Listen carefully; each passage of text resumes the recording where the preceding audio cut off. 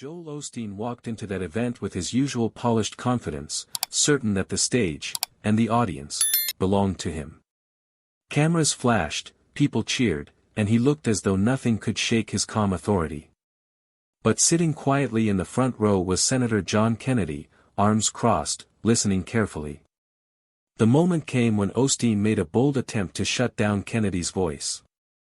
He gestured to security, clearly signaling that Kennedy should not be allowed to speak. The crowd fell into a stunned hush. For a second, it seemed as though Osteen had won. Kennedy's microphone was lowered, and the host was ready to move on. But Kennedy wasn't about to be silenced. With a sharp, deliberate motion, he stood, his voice carrying through the room even without the mic. "If truth makes you uncomfortable," he said firmly, "maybe it's the truth you need to hear most." The room froze. Security hesitated, unsure whether to follow Osteen's command. Phones were already up, recording every second. Kennedy walked toward the stage, his presence undeniable, his words cutting through the silence like a blade. "You can control the lights," he continued, staring directly at Osteen, "but you cannot control the facts. You can command the microphones, but you cannot command the people's judgment. And what they see tonight is a man terrified of being challenged." The audience erupted in applause. Security backed off. Osteen's confident smile cracked for the first time. The cameras captured every flicker of discomfort on his face as Kennedy seized the stage, not with force, but with the sheer weight of his words. By the end of the night, it wasn't Osteen's carefully rehearsed speech trending online. It was Kennedy's defiant stand, the moment when he refused to be silenced. Clips went viral, commentators replayed the scene on loop, and headlines blared that Osteen's attempt to silence a senator had backfired spectacularly. What began as Osteen's stage ended as Kennedy's victory. And millions watching from home knew exactly what had happened. Joel Osteen tried to silence John Kennedy, only to hand him the loudest microphone of all. The tension in the room was thick as Joel Osteen leaned closer to the microphone, his polished smile unwavering. He acted as though nothing unusual had happened, but the quick glance he gave toward John Kennedy revealed unease. The crowd shifted in their seats, whispering among themselves. Kennedy, still standing, refused to break eye contact. He wasn't raising his voice out of anger, he was calm, steady, almost too calm for Osteen's liking. That composure unsettled the stage more than shouting ever could. "Ladies and gentlemen," Osteen said, trying to regain control, "tonight is about unity, about peace. We're not here for conflict." But the audience wasn't convinced. They'd seen what happened. The attempt to silence Kennedy wasn't lost on them, and phones across the room were already live streaming. Every second was being captured, every word magnified. Kennedy tilted his head slightly and replied, "Unity isn't built by silencing dissent, Joel. It's built by facing it." The words landed like a thunderclap. A ripple of applause spread through the room, and Osteen's carefully rehearsed atmosphere of control was beginning to unravel. Joel Osteen's polished smile faltered for just a moment, but he quickly clasped his hands and forced it back, trying to look unbothered. Yet the crowd could feel it. Something was slipping from his grasp. "Senator," Osteen said smoothly, "this is not the place for political grandstanding. People came here for inspiration, not confrontation." Kennedy didn't move an inch. His calm expression never wavered. "Inspiration without accountability is just performance," he replied firmly. "And performance falls apart the moment someone asks a real question." The audience gasped. Some clapped again, louder this time, emboldened by Kennedy's words. A murmur spread through the hall as people exchanged looks. What they were witnessing was no ordinary exchange. Osteen shifted in his seat. The cameras zoomed in, capturing the tension on his face. He tried to pivot, addressing the audience directly. "We must stay focused on positivity. Negativity does not belong here." Kennedy's voice cut through his carefully chosen words, "Truth isn't negativity, Joel. Pretending it doesn't exist, that's what destroys trust." And with that, the room erupted into full applause. The sound of applause rolled through the hall like a wave, and Joel Osteen's attempt to maintain control was crumbling by the second. He gripped the podium, his knuckles whitening, as the cheers for Kennedy grew louder. For the first time, Osteen's voice wavered. "Friends, please, let us remember why we are here tonight." His words felt hollow now, overshadowed by the senator's steady presence. Kennedy, unfazed, stepped forward. He didn't need a microphone, his voice carried effortlessly. "The people came here for truth, Joel. Not polished lines, not a staged performance. Truth." The crowd roared in agreement. Some even stood from their seats, clapping and shouting encouragement. Phones captured every angle, flooding social media with clips that would soon go viral. Osteen blinked under the stage lights. For years, he'd been the unquestioned center of attention, but tonight the spotlight had shifted. Kennedy wasn't just speaking, he was exposing the fragility of Osteen's carefully constructed image. And the audience was no longer his. They were Kennedy's now. Joel Osteen leaned toward the edge of the podium, his polished tone replaced by a sharp edge.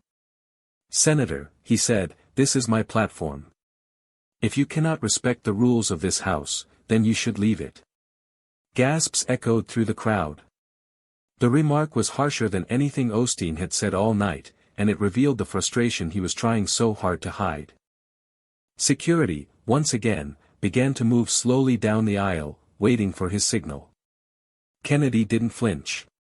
He folded his hands behind his back and calmly shook his head. "You can order me to leave, Joel. But what will that show the people watching? That your words cannot stand next to mine. That truth is so dangerous you need guards to remove it from the room." The audience erupted in cheers. Some even booed the sight of security approaching. The tide had fully turned, and Osteen knew it. His eyes darted toward the cameras, every second was being broadcast, and every expression on his face was under scrutiny. Kennedy took one slow step closer to the stage, his voice steady as stone. "If truth doesn't belong here, then maybe this platform was never about the people to begin with." The hall shook with applause, louder than ever before. The security guards froze mid-step, uncertain of what to do. The crowd's energy had shifted completely, and it was clear that forcing Kennedy out would cause chaos. Boos and shouts filled the room, directed not at Kennedy, but at the very idea of silencing him. One guard glanced at Osteen, waiting for a clear order. But Osteen hesitated. His reputation depended on control, yet in this moment, he looked powerless. Kennedy seized the silence. "You see," he said, gesturing toward the audience, "the people already know the truth. You don't need to silence me, Joel. You need to listen to them." The hall exploded with clapping, whistling, and cheers. People were standing now, phones raised high, recording the unforgettable confrontation. Osteen gripped the podium tighter, his once confident smile completely gone. For the first time, the cameras captured him not as the polished leader, but as a man cornered in his own house. And standing just feet away, John Kennedy looked stronger than ever, his calm defiance making him the undeniable center of the night. The crowd's roar settled into an eager silence as John Kennedy slowly turned, not just to Osteen, but to the sea of cameras pointed in his direction. Every lens, every phone, every live stream was locked onto him. He raised his hand slightly, commanding the room with nothing more than his presence. "For everyone watching at home," Kennedy began, his voice steady and clear, "understand what happened here tonight. A man tried to silence another, not with reason, not with debate, but with power." The audience hung on every word. Osteen shifted uncomfortably, his eyes darting from Kennedy to the cameras, realizing that this moment was no longer just confined to the four walls of the hall, it was spilling out into millions of homes. Kennedy continued, "But the truth is louder than any microphone, stronger than any security guard, and bigger than any stage. You can try to bury it, but it always rises." Thunderous applause erupted, drowning out the tension. Viewers at home would see Kennedy standing tall, defiant, with the crowd behind him, and Osteen fading into the background of his own event. For the first time all evening, Osteen looked like a guest at his own show. The applause grew louder and louder until it transformed into a chant. At first it was scattered, just a few voices shouting, "Kennedy! Kennedy!" But within seconds, the entire hall had joined in. The sound shook the walls, a tidal wave of support that no microphone could compete with. Osteen's face tightened. He tried to raise his hands to calm the audience, but the chants only grew stronger. The cameras zoomed in, catching the stark contrast, Osteen struggling to regain order while Kennedy stood motionless, letting the crowd's voice speak for him. "Do you hear them, Joel?" Kennedy asked, his tone calm but cutting. "That's not my voice. That's theirs. And you can't mute an entire nation." The chanting grew deafening, echoing like thunder, rolling over Osteen's every attempt to interrupt. For the first time in his career, the spotlight he had always controlled was gone, and it wasn't coming back. The audience wasn't just attending an event anymore. They were witnessing a historic moment, one that would spread across every news station by morning. Osteen's show had become Kennedy's victory.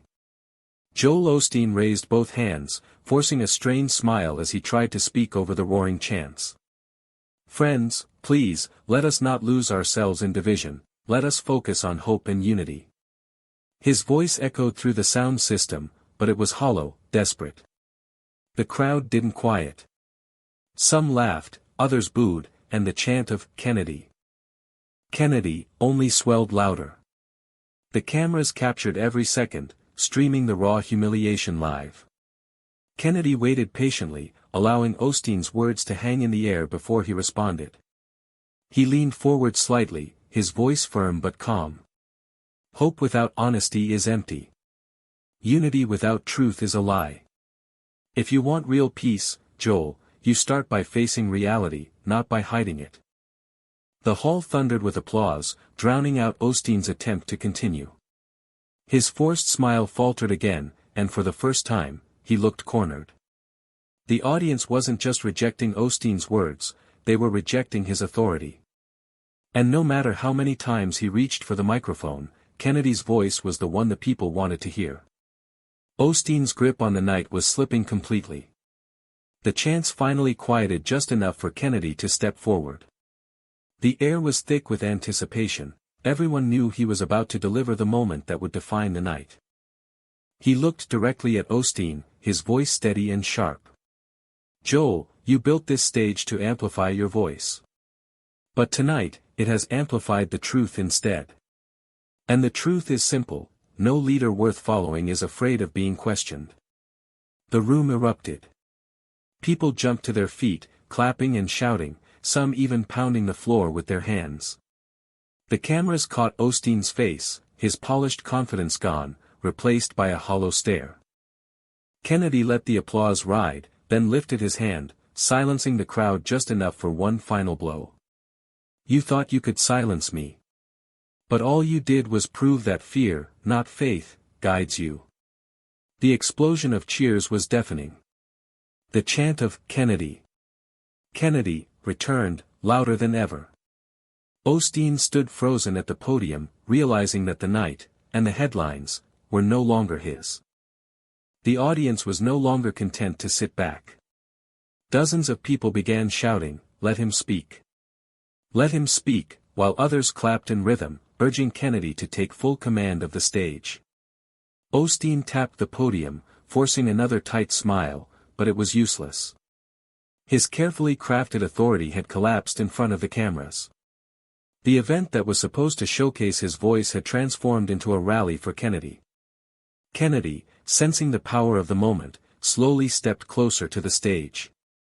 The crowd erupted into wild applause, chanting his name over and over. Security hesitated again, glancing nervously at each other, but none dared move. Finally, Kennedy turned to the audience, raising his hand for silence. The cheers softened into a quiet hush, as if everyone knew something monumental was about to be said. Osteen's smile had disappeared entirely. He stood stiff, gripping the sides of the podium, his eyes darting as Kennedy prepared to speak. And in that silence, Kennedy's presence filled the room more completely than any spotlight ever could. The chants reached a fever pitch as Kennedy finally mounted the steps to the stage. The cameras zoomed in, capturing the charged moment as the senator stood just feet away from Osteen, who was frozen behind the podium. Kennedy didn't touch the microphone. He didn't need it. His voice carried across the hall with raw conviction. This stage does not belong to one man. It belongs to the people who came here tonight expecting honesty. And if honesty makes you uncomfortable, then maybe it's time you ask yourself why. The audience erupted into cheers, stamping their feet, waving their hands, shouting until the walls shook. Osteen's face was pale, his rehearsed confidence completely shattered. Kennedy took one step closer, his eyes locked on Osteen. "Joel, you thought control was power. But real power isn't in silencing others, it's in having the courage to face the truth, no matter how hard it hits." The applause grew into a thunderous roar. Viewers across the nation watched live as Osteen, the man who had built his empire on commanding attention, stood silent while Kennedy owned the stage. In that moment, the balance had shifted completely. Osteen was no longer the leader, he was the man being led off his own platform by truth itself. Joel Osteen's lips parted as if to speak, but nothing came out. The pressure was suffocating, Kennedy's words echoed louder than any sermon, and the crowd's energy was boiling over. Finally, Osteen forced a shaky laugh into the microphone. "Well, perhaps the senator has had his moment. Let us return to our program." But the audience wasn't buying it. Boos erupted from every corner of the hall. Some even shouted, "Sit down." Others waved their hands dismissively, refusing to let him regain control. Kennedy didn't need to say a word. He simply stood tall, allowing the crowd to answer for him. The chants of "Kennedy! Kennedy!" rose again, drowning out Osteen's microphone completely. Desperate, Osteen raised his hands, trying to calm the storm. "Please, let's stay respectful," he pleaded, but the words only fueled the crowd's frustration. The cameras caught everything, Osteen begging for order, Kennedy unshaken, and the people united behind the senator. It was the image that would loop endlessly on news broadcasts, the moment Osteen's grip on the night broke beyond repair. Kennedy finally raised his hand, and the room quieted almost instantly. The crowd that had ignored Osteen's pleas hung on Kennedy's every move, waiting for his final words. He turned slowly, first to the audience, then back to Osteen. His voice was calm, steady, and impossible to ignore. "Joel, tonight you tried to silence me. But in doing so, you revealed something far greater, you showed everyone here, and everyone watching, that truth doesn't need permission to be heard." The hall erupted with applause, so loud it nearly drowned him out. But Kennedy wasn't finished. He leaned in slightly, delivering the line that would echo across headlines the next morning. "You wanted control. I wanted honesty. And the people have just chosen which one matters more." The roar of approval was deafening. Some in the audience stood on their chairs, clapping and chanting Kennedy's name. The cameras captured Osteen's face, frozen, defeated, his authority shattered before millions of viewers. Kennedy stepped back from the podium, his words still reverberating through the hall, while Osteen stood motionless, unable to respond. It was clear to everyone watching, the night no longer belonged to Joel Osteen. It belonged to John Kennedy. By the next morning, the moment was everywhere. News outlets replayed the footage on a loop, Kennedy standing tall, Osteen shrinking behind the podium, and the thunderous crowd chanting in defiance. Social media exploded with clips, memes, and headlines that told the story in a single sentence: Joel Osteen tried to silence John Kennedy, and failed miserably. Commentators dissected every second of the exchange. Some praised Kennedy's composure and clarity, calling it a masterclass in turning pressure into power. Others marveled at how quickly Osteen's authority crumbled in front of the cameras. The general consensus was undeniable: Osteen had been humiliated on his own stage. Meanwhile, Kennedy's words spread like wildfire. His quotes, "Truth isn't negativity," real power isn't silencing others, and, the people have just chosen what matters more, were printed on headlines, shared across millions of posts, and repeated in living rooms across the country.